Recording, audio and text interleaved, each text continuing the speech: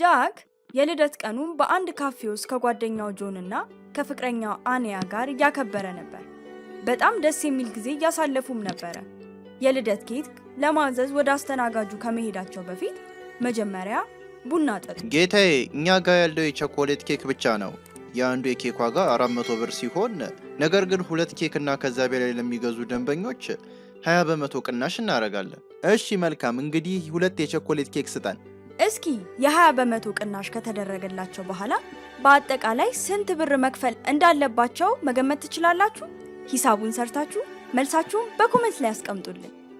አንድ የቸኮሌት ኬክ 400 ብር ከሆነ ለሁለቱ ኬኮች 800 ብር ይሆናል።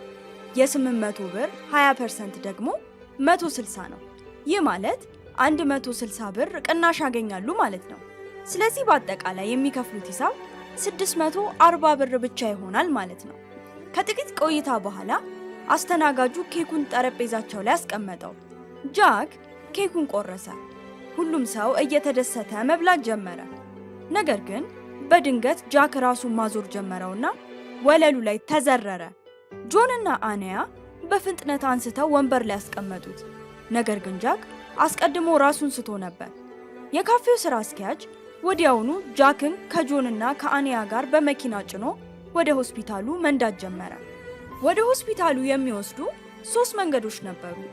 በቼዱ ድልድይ በኩል የሚሄድ ሲሆን ሆስፒታሉ ከዚያ 4 ኪሎ ሜትር ብቻ ይርቃል። ሁለተኛው መንገድ በሚል መንገድ በኩል የሚያልፍ ሲሆን 5 ኪሎ ሜትር ርዝመት አለው። ነገር ግን ምንም የትራፊክ መጨናነቅ የለበትም። ሶስተኛው መንገድ በፓንት ሰፈር በኩል የሚሄድ ሲሆን በጣም አጭሩ መንገድ ነው። ነገር ግን ባለ አንድ መስመር ብቻ ነው። ከፊት ለፊት እንደ መኪና ያለ ትልቅ ተሽከርካሪ ከመጣ መንገዱ ሊዘጋና እነሱም ሊዘገዩ ይችላሉ። እስኪ በተቻለ ፍጥነት ሆስፒታል ለመድረስ የትኛውን መንገድ መምረጥ እንዳለባቸው መገመት ትችላላችሁ?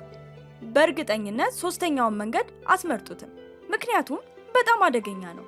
አንድ ትልቅ መኪና መንገዱን ቢዘጋው እዚያው ተቀርቅረው ውድ ጊዜያቸውን ያባክናሉ። አሁን አንደኛውን መንገድ ስናይ ደግሞ በቼዱ ድልድይ አቅራቢያ ከባድ የትራፊክ መጨናነቅ አለ። ስለዚህ ከሁሉ የተሻለው አማራጭ ሁለተኛውን መንገድ መጠቀም ነው። ሁለተኛውን መንገድ ይዘው ሆስፒታል ደረሱ። ነገር ግን እዛ ሲደርሱ ጃክ አስቀድሞ ሕይወቱ አልፎ ነበር። የጃክ አስክሬን ከተመረመረ በኋላ ሐኪሙ በምግብ መመረዝ እንደሞተ አረጋገጠ። በእርግጠኝነት በበላው ወይም በጠጣው ነገር ውስጥ መርዝ ተጨምሮበት ነበር። የጃክ ፍቅረኛ አኒያ በእንባ ታጠበችና የካፌውን ስራ አስኪያጅ መውቀስ ጀመረች።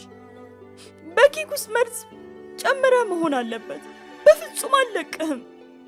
ይህ የማይቻል ነው እመቤት፣ ሁላችሁም የበላችሁት አንድ አይነት ኬክ እኮ ነው። ነገር ግን አኒያ እና ጆን አሁንም ከስራ አስኪያጁ ጋር ይከራከሩ ነበር። በዚህ ሁካታ መሃል ስራ አስኪያጁ ጉዳዩን እንዲመረምር መርማሪ ማሁልን በፍጥነት ጠራው። ጤና ይስጥልኝ፣ መርማሪ ማሁል ነኝ። እስቲ የሆነውን ነገር ንገሩኝ። የጃክ ፍቅረኛ አኒያ ሁሉንም ነገር ለመርማሪው ማሁል ነገረችው። በጣም የሚገርም ነው የነገርሽኝ ነገር። ሁላችሁም አንድ አይነት ኬክ እንደበላችሁ ነግረሽኛል። ይሁን እንጂ ጃክ ብቻውን ነው የሞተው። በእርግጠኝነት እዚህ ላይ አንዳች የተሳሳተ ነገር አለ ማለት ነው። መርማሪ ማሁል ከጆን ከአኒያ እና ከስራ አስኪያጁ ጋር ወደ ካፌው አመራ። እስከዚያው ግን አስክሬኑን ወደ ዶክተር ሳንጅና የላብራቶሪ ምርመራ ክፍል ሰደደው። ካፌው እንደደረሱ ጃክ፣ ጆን እና አኒያ በልተው የነበረውንም ያን ኬክ አሁንም ጠረጴዛው ላይ ተቀምጦ ነበር። መርማሪው ማሁል ለምርመራ ከኬኩ ላይ ናሙና ወስዶ ወደ ዶክተር ሳንጅና ላብራቶሪ አመራ። ነገር ግን የዶክተር ሳንጅና ላብራቶሪ በር በምክንያታዊ ይለፍ ቃል ተቆልፎ ነበረ። እሱን ለመክፈት 4 አማራጮች ነበሩ: እግር ኳስ፣ ጫማ፣ ካልሲ እና ጓንት። እስኪ ከነዚህ ውስጥ የተለየው የትኛው ነው? መልሳችሁን ኮሜንት ላይ ጻፉልን። እግር ኳስ፣ ጫማና ካልሲ ሁሉም ከእግር ጋር የተያያዙ ናቸው። ጓንት ግን በእጅ ላይ የሚለበስ ነው። ስለዚህ የተለየው ጓንት ነው ማለት ነው። መርማሪው ማሁል የጓንትን ቁልፍ ሲጫን የላብራቶሪው በር ተከፈተ። ወደ ውስጥ ሲገባ ግን አንድ አስገራሚ ነገር አየ። ዶክተር ሳንጅና እሷም የቸኮሌት ኬክ እየበላሽ ነበረ። ዶክተር ሳንጅና፣ ይህ ሰው የቸኮሌት ኬክ በልቶ ነው የሞተው። አንቺ ደግሞ እዚህ የቸኮሌት ኬክ እየበላሽ ነው። ሊያስፈራሩኝ የፈለጉ ይመስላል። ግን እኔ በቀላሉ የምደነግጥ አይነት ሰው አይደለሁም። ኦ አውቃለሁ ደፋር ሰው እንደሆንክ። ግን እባክህ ሂደቱን አፋጥንና የሞት ምርመራውን ሪፖርቱን አዘጋጅ። በትክክል እንዴት እንደሞተ ማወቅ አለብኝ። ዶክተሯ ሳንጅና የጃክን አስክሬን መመርመር ጀመረች። ማሁል ደግሞ ስልኩን እየጎረጎረ ነበረ። በዚህ መሃልም ዶክተር ሳንጅና አንድ አስፈላጊ መረጃ ይዛ መጣች። አለቃ ማሁል፣ ጃክ የሞተው ኬክ በልቶ አይደለም። ይልቁኑ የሞተው ቡናውን ከጠጣ በኋላ ነው። በቡና ውስጥ መርዝ ነበረበት። በጣም የሚገርም ነው። ይህ ማለት ጃክ መርዝ የተሰጠው ገና ኬኩ ሳይቆረስ ካፌ ውስጥ ቡና እየጠጣ ሳለ ነው ማለት ነው። መርማሪው ማሁል አንድም ሰከንድ ሳያባክን የመኪናውን ቁልፍ ይዞ ወደ ካፌው ተመለሰ። ካፌው እንደደረሰ ጆንና አኒያን አስጠራቸው። አኒያ፣ ሁላችሁም እዚህ ቡና ጠጥታችኋል አይደል? አዎ ጌታዬ። ኬኩን ከመቁረሳችን በፊት እያንዳንዳችን ሁለት ኩባያ ቡና አዘን ነበረ። አሁን እውነቱን ተናገር። ለምንድን ነው በቡናቸው ውስጥ መርዝ የጨመርከው? ጌታዬ፣ እኔ በቡና ውስጥ መርዝ አልጨመርኩም፣ አልነካሁትም። በካፌው ውስጥ ቡና የሚያዘጋጀው ሮኪ ነው። ጥርጣሬ ካለዎት እሱን መጠየቅ ይችላሉ። ማሁል ወዲያውኑ ሮኪን መረመረው። እኔ ቡናውን አዘጋጅቼ ለሳም ሰጠሁት፣ እሱ ነው ይዞላቸው የሄደው። ይህ ማለት ሳም በቡናው ላይ አንድ ነገር አድርጎ ሊሆን ይችላል ማለት ነው። ሳምን ጥሩልኝ። ነገር ግን ሳም በቦታው አልነበረም። ምርመራው እስኪያልቅ ድረስ ማንም እንዳያወጣ ነግሬህ ነበረ። ታዲያ ሳም እንዴት ሊወጣ ቻለ? ጌታዬ፣ እኔ ከጃክ ጋር ወደ ሆስፒታል ሲሄድ ሳም አስቀድሞ ወጥቶ ነበረ። መርማሪው ማሁል የሳምን አድራሻ ከስራ አስኪያጁ ተቀበለ። ነገር ግን አንድ ነገር ተዘበራረቀበት። ሳም 3 የተለያዩ አድራሻዎች ነበሩት። አንደኛው በጄፒ ሰፈር፣ ሁለተኛው በወንድሙ ቤት፣ ሶስተኛው ደግሞ የተከራየው ቤት ነበረ። ፎቶዎቹንና አድራሻዎቹን አይታችሁ መርማሪው ማሁል ወዴት መሄድ እንዳለበት መገመት ትችላላችሁ? መልሳችሁን በኮሜንት አስቀምጡ። በሳም 3ኛ አድራሻ ላይ የአውቶቡስ ማቆሚያ 1 ኪሎ ሜትር የሚል ታፔላ አለ። ይህ ማለት ሳም ዕቃዎቹን ይዞ ከአገር ለመጥፋት ወደ አውቶቡስ ማቆሚያ ሄዷል ማለት ነው። ነገር ግን መርማሪው ማሁል ሁልጊዜም አንድ እርምጃ ይቀድማል። ወዲያውኑ የሳምን ፎቶና ዝርዝር መረጃ በከተማ ድንበር ላይ ላለው የፖሊስ ኬላ ላከ። ከጥቂት ደቂቃዎች በኋላ የማሁል ስልክ ጠራ። ሄሎ ጌታዬ፣ ሳምን አግኝተነዋል። ፊቱን ተሸፋፍኖ በአውቶቡስ ውስጥ ከከተማ ለመውጣት ሲሞክር በተለመደው ፍተሻ ወቅት ያዝነው። በጣም ጥሩ፣ እዚያው እንዲቀመጥ አድርጉት። መጣው። መርማሪው ማሁል ወደ ከተማው የድንበር ኬላ በፍጥነት ነዳ።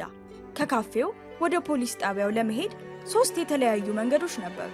አንደኛው መንገድ በአውቶቡስ ማቆሚያው በኩል የሚሄደው ሲሆን በጣም ረጅም መንገድ ነው።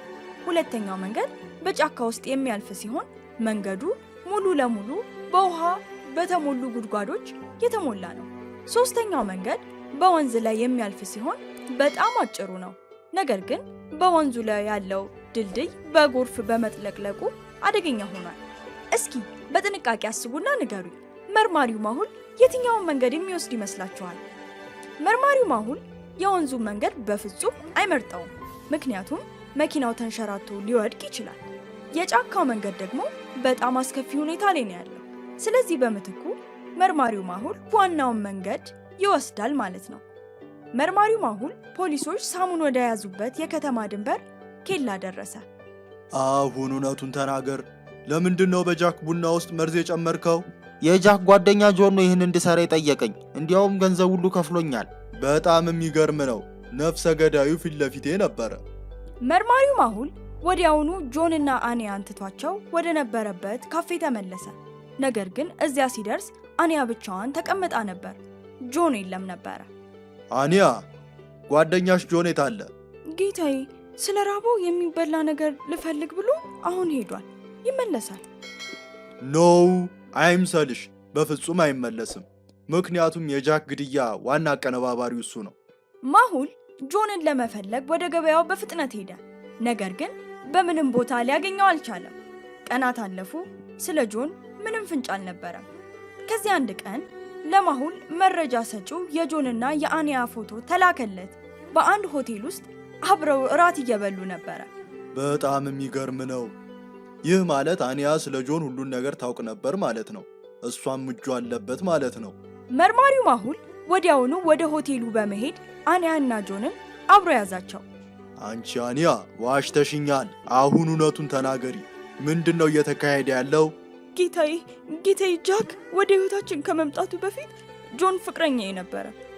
ግን ጃክ በመካከላችን ከገባ በኋላ ነገሮች በጣም ከበዱን። ሁልጊዜ እንጣላ ነበር። ስለዚህ ከሱ ለመገላገል ወሰንን። ለዚህ ነው በቡናው ውስጥ መርዝ የጨመርንበት። በጓደኝነትም ሆነ በፍቅር ግንኙነት ውስጥ ጠብና ክርክር ይፈጠራል። ይህ ማለት ግን ሰው መግደል ትችላላችሁ ማለት አይደለም። አሁን እንግዲህ ጠባችሁን ከወህኒ ቤት በስተጀርባ መቀጠል ትችላላችሁ። መርማሪ ማሁል ሁለቱንም ለፖሊስ አስረከባቸው። ክሱ ተዘጋ። መርማሪው ማሁል እንደገና አሸነፈ። በሌላ ገራሚ ታሪክ እስከማገኛችሁ ደህና ቆዩልኝ።